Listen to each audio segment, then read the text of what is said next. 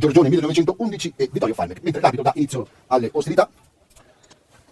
Borgo Valbelluna in completo tenuta rossa, mentre completa tenuta blu l'Eclisse che attacca da sinistra verso destra. Il pallone è sventagliato nel settore di Gasperini, che si appoggia all'indietro a Segatta.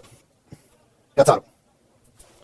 Per il numero 2, anzi no, era Cazzaro in questo momento, il lancio lungo per Canato. Filippo che supera di slancio il proprio diretto controllore e infila la porta difesa da Mares Lungo. Mette Gasperini, va a scacciare e c'è il raddoppio.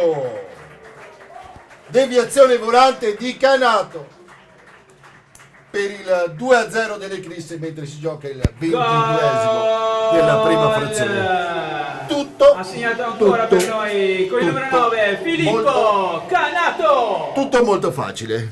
Si va dalle parti di Mares, lancio lungo, attenzione, sfugge il pallone a numero 2 dell'Eclisse e accorcia le distanze il Borgo Valbelluna, che approfitta dell'errore di Cazzaro, che non è riuscito a controllare il pallone, e al 10° minuto di gioco